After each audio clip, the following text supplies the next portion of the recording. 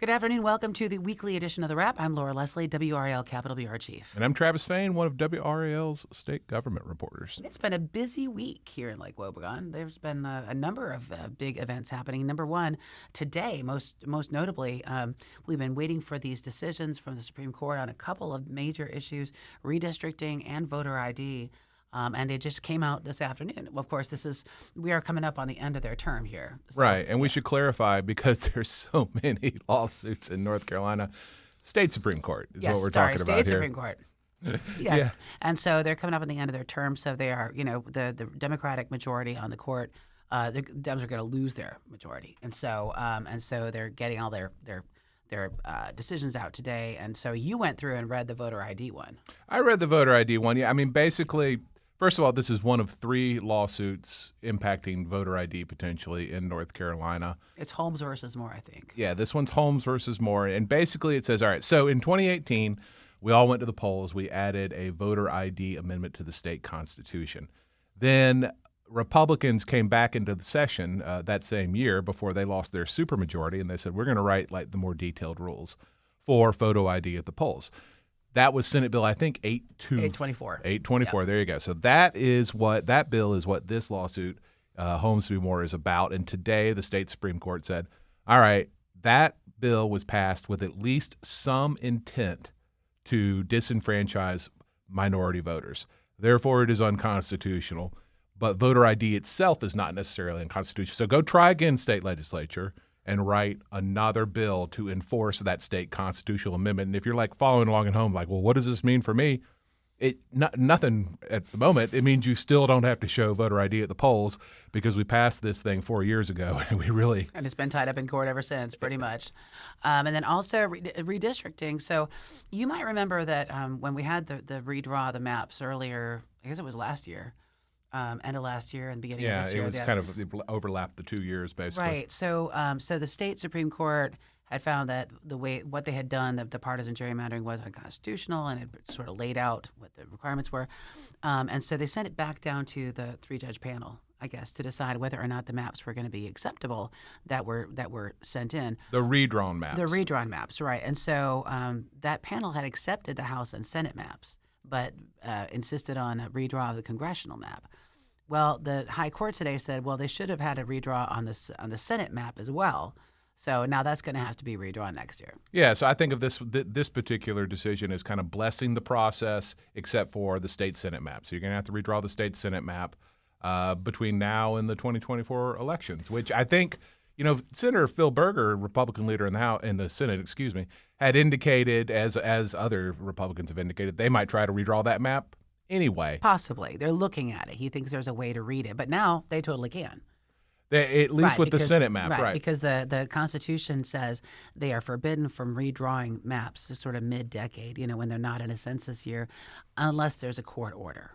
Right, and court so action. Now they have a court action for the Senate, and we'll see what that means for the House. And they were already going to redraw the congressional map. That was known. Right. That had been previously announced. And in fact, I believe the court decision in this case, as pertains to the congressional map, said it was a remedial one-time map. So one election, we've had that election. We'll redraw it again for the next one. What a hash of all this is. And the best part is, it may all be largely irrelevant this time 6 months from now. From Moore v. Harper. Because there is another court case at the U.S. Supreme Court that basically says the state Supreme Court should not be second-guessing the state legislature on any election laws as pertains to federal elections. So I don't know.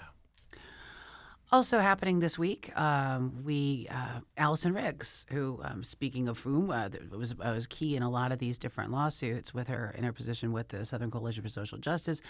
She was named to the State Court of Appeals by Governor Roy Cooper, replacing, I think, Richard Dietz, who left the Court of Appeals and will be on the state Supreme Court on January 1st. That's right. So a Republican moves up from the appeals court to the state Supreme Court. And because Roy Cooper knows how much Republicans like Allison Riggs, he has elevated her from civil rights attorney best known for suing Republicans over election laws to the state appeals court. I imagine this is not unexpected.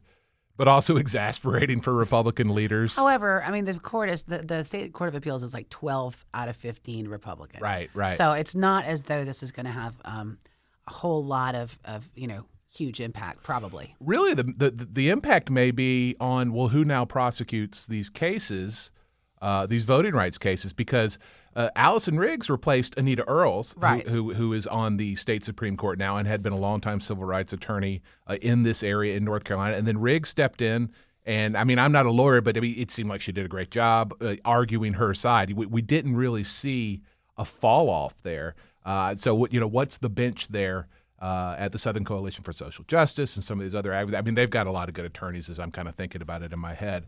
And for example, in the Moore v. Harper case, they had Neil Katyal, who's a really well-known election law attorney to argue DC. at the United States Supreme Court. Yeah. So there's a network, of course, nationwide on these things. Yeah.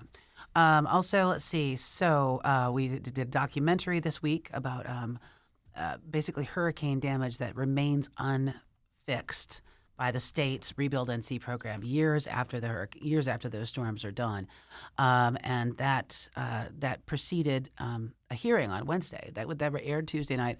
There was a hearing Wednesday looking at, it was basically an oversight committee looking at disaster recovery, specifically Rebuild NC, and the delays that we've seen in getting people their houses fixed or rebuilt or whatever it is that they need.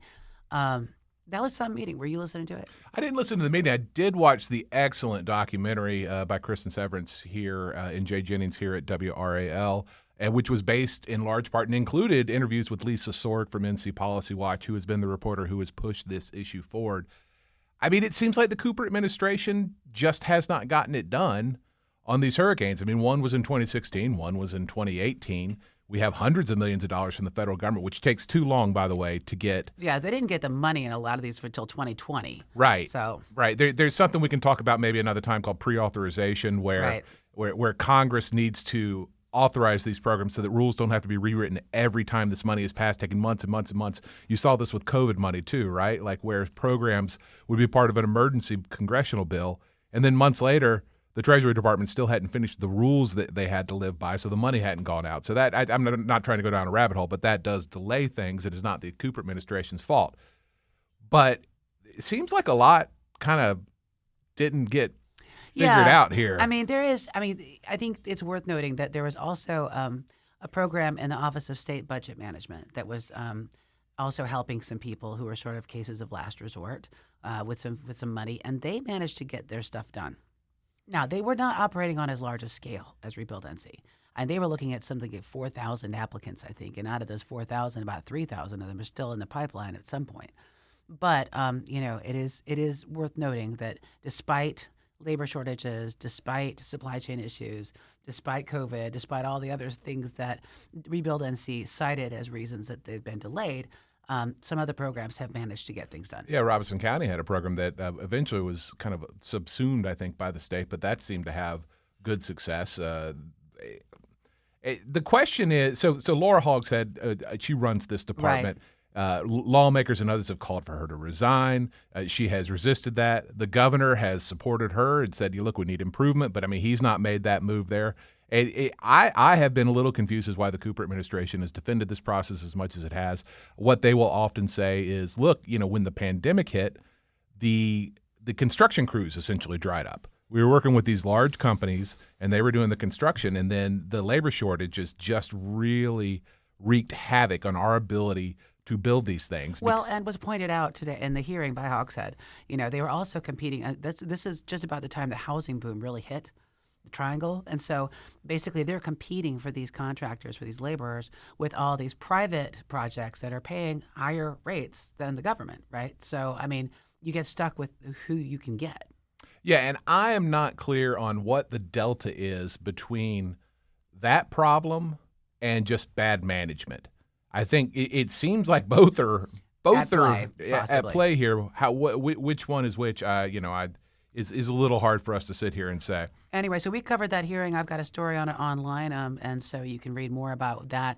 It was and watch the documentary too. It was a good documentary. Senator Danny Brett calling on her to be resigned. He said if you'd been in the private sector, you'd have been fired already. Interestingly, Senator Brent Jackson saying if they don't get this money moving, lawmakers are going to take it away from them and give it to somebody else. Yeah, that may be a bit of an idle threat. I don't know how much of it is. Anyway, we'll see. Anyway, we'll see about that. We'll see. Okay, good news on the budget front. Oh yeah, $1.2 billion. This is an Associated Press story. I don't know if Gary Robertson wrote it or not, but we are again over collecting more money in state taxes than we budgeted for. $1.2 billion. I mean, at some point, maybe we need to review this process by which we're predicting how much money we're going to bring in, because we keep bringing in way, way more. Okay, but I wonder to what extent that is a factor of inflation. Because as prices go up, your taxes that you pay go up, right? Because you're paying a percentage of the prices. So I don't know, if that's reflective of inflation or just reflective of more growth than they expected to see. Because I think they had taken a fairly conservative estimate, because I think there was concern when they were doing the budget, last time, that there was going to be a recession. Right. Yeah, and I mean, bottom line is this will feed Republican calls for further tax increases. Yes. I think, Senator Burker made one of those calls just this week. Right. And I mean, look, we're already in halfway or beyond through a phase down in the corporate tax rate, the personal income tax rate. I wonder if they will accelerate that, or if the franchise tax that businesses pay. That has been something, particularly on the state Senate side, that folks have wanted to lower or get rid of. So you can expect, certainly this to be fodder in that argument. I mean, on the other hand, though, there's also a huge need for state worker salary. Oh, yeah, increases, big time. Because we hear about some really drastic shortages at departments everywhere, from the Department of Public Safety to DEQ. I mean, it's just DHHS. We're looking at vacancy rates of 30 to 50%. So a big part of that is pay, and the fact that the state is just not keeping up with the private sector at all. It wasn't before, and certainly isn't now, post-pandemic, with the job market being what it is. And so, that's going to take, if they really intend to fix that, I have a feeling that's going to take some serious money. Yeah, that'll soak up money. And I would be shocked if that did not get addressed in some significant way. I mean, we'll see if it gets addressed in a way that state employees find adequate. But it seems like, because we talk almost every year about the prison system having a problem recruiting. It's maybe not every state agency, but a lot of state agencies are struggling to keep enough employees on. Absolutely. So a big poll came out today. Not today, this week, I should say. Now, this is the differentiators. You might remember Ray Martin and Jim Blaine used to work for Senator Berger, among others. And they've opened up their own shop. This has been a couple of years back, at least. They decided to add polling because they wanted sort of a counterpart to public policy polling. More on the I think on the this is Republican part of side. their attempt to absorb all aspects of Republican consulting in North Carolina. Yes, the world domination tour. Anyway, so they put out this poll where they had a look at basically what voters thought about Trump. This is really interesting to me. So Trump has been very popular in North Carolina. He still is. His favorability is up around 70%, right? But when you ask voters, Oh, wait, I'm sorry, among Republicans? yeah, Republicans, Yes, right, among Republican Republicans, voters, yeah. and these are likely GOP primary voters. So these are the base, right? This is your real base, folks. His approval is still 70%, but they don't want him to run for president. Again, 52% said they'd like to see somebody else run. Interesting. Yeah, it is, and so and when they matched him up against DeSantis won big time. It was like 59 to 34 or something along those lines. So it was substantial, a really substantial difference there. And, I talked to Jim Blaine about that today, and, he thinks it has to do with, number one, the losses in the U.S. Senate races by the Trump-endorsed candidates that didn't turn out to be very good candidates. And number two, he thinks that there's a growing weariness with the fringe stuff. He said they surveyed the voters to see whether they agreed with or what they thought about Trump's recent call to suspend the Constitution and rerun the 2020 election, and only 20% supported it. Oh, only 20% of likely Republican voters want to suspend the Constitution. I guess that's a good thing. It's better than 80, right? Right, yeah. It's better than some of the alternatives. Anyway, so he thinks that, as he put it, they were willing to put up with that stuff when he was winning. Yeah, taking an L or two But really when you crystallizes stop things. winning, then they may not want to put up with the baggage anymore. So he thinks that's why support is really growing behind DeSantis. Also, interesting news for Mark Robinson. Yeah, he, no surprise, I think, probably to most listeners to this podcast, is extremely popular among Republican primary voters. But I mean, the shellacking he would put on people in a head-to-head matchup for governor in 2024 based on this polling is brutal. I think Pat McCrory would get 21% against him, according to this poll. Dale Folwell, who we think is going to run against him, in this poll went down 60% to 6%. Yeah.